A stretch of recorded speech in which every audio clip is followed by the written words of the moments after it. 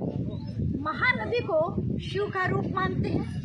भगवान शिव इस महानदी के रूप में यहाँ विराजमान है और पैरी नदी माता पार्वती का प्रतीक है। उन्हीं का एक आंचलिक नाम है पैरी माता। और सोढ़ू नदी जो है वो भगवान गणेश के रूप में स्वीकृत किए गए हैं, उनकी मान्यता है इस अंचल में। और ऐसा माना गया है कि शिव, पार्वती और गणेश यहाँ पर सबके मंगल के लिए सदा सर्वकाल में सार्वभौमिक रूप में मौजूद रहते हैं, उपस्थित रहते हैं। नमस्कार मित्रों, हम इस समय आपको छत्तीसगढ़ के एक त्रिवेणी संगम पर लिए चलते हैं। ये त्रिवेणी संगम राजिम संगम के नाम से बहुत प्रसिद्ध है। जिस प्रकार से कि उत्तर भारत या संपूर्ण भारत में प्रयागराज का त्रिवेणी प्रसिद्ध है, उसी तरह से इस पूरे छत्तीसगढ़ में इस राजिम त्रिवेणी संगम का बहुत अधिक महत्व है। फरवरी के महीने में यहाँ लगभग 15 दिन से लेकर 1 महीने तक का एक विशाल मेला लगता है, जिसमें सारे देश के संत, महात्मा, योगी, तपी और माल बेचने वाले, पशु पक्षी बिकने वाले और तमाम तरह के कलाकारों का संगम होता है।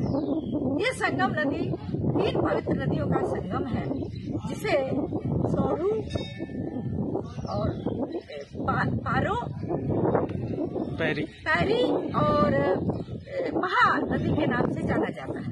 थोड़ा मैं चाहूंगी कि आप महानदी की तरफ कैमरा घुमाइए, महानदी का आप दर्शन कीजिए मित्रों। ये महानदी हमारे बाएं तरफ बह रही है, पीपल का वृक्ष आपको दिख रहा होगा और उसके नीचे महानदी।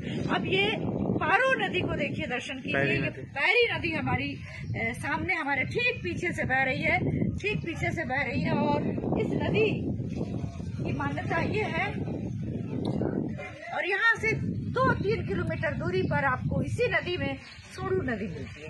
इन तमाम 3 पवित्र नदियों का एक अभूतपूर्व संगम इस भारत के धराधाम पर एक ऐसी पवित्र धरती का सृजन करता है, जहाँ पर आने के लिए लोग अपनी तरसते हैं। मेरा सौभाग्य है कि आज मैं यहाँ CRPF के द्वारा मुझे ये अवसर यहाँ देखने का मिला है। और एक इसके पीछे की कहानी भी आपको बताती चलूं। ऐसी मान्यता है कि यहाँ इस तट पर जो हमारे कुलेश्वर महादेव, कृपया महादेव का मंदिर दिखाई, कुलेश्वर महादेव है जो एक विशाल पीपल के नीचे स्थापित है। इस कुलेश्वर महादेव की स्थापना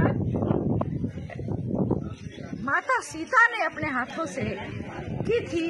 जब वो वनगमन को जा रही थी तो रास्ते में ये स्थान पड़ा और इस पवित्र स्थान पर उन्होंने रेत से शिवलिंग की स्थापना की और इसका नाम उन्होंने कुलेश्वर महादेव रखा।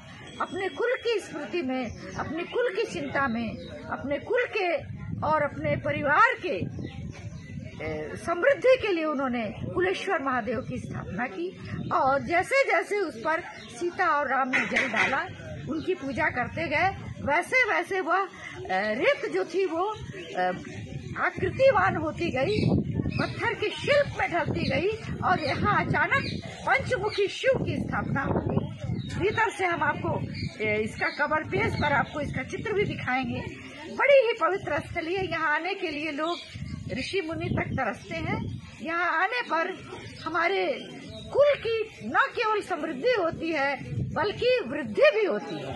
तो आप सभी को जब भी मौका मिले यहाँ अवश्य पधारें। और हम सबके लिए प्रार्थना करते हैं कि महादेव कुलेश्वर यहाँ सबके कुल की रक्षा करें, सबका मंगल करें। यहाँ का जो शिल्प है वह भी दर्शनीय, बहुत प्राचीन मंदिर है।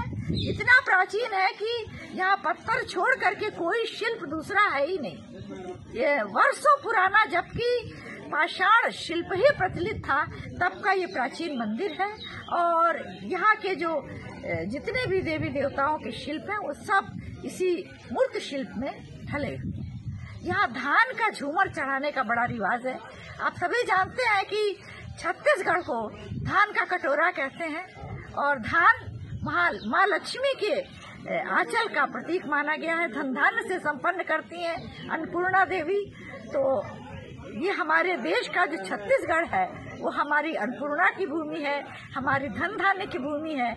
और इसे धान का कटोरा जो कहते हैं, यहाँ धान की बड़ी विशेष पूजा होती है।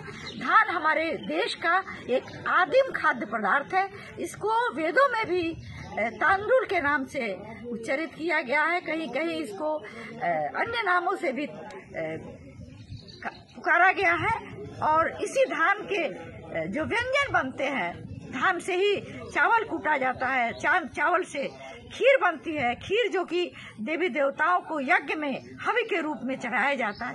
ये सब कुछ इसी धान के कटोरे में समाहित है। इस धान के कटोरे से मैं शुभदा पांडे आप सभी को हार्दिक स्वागत करती हूँ। नमस्कार।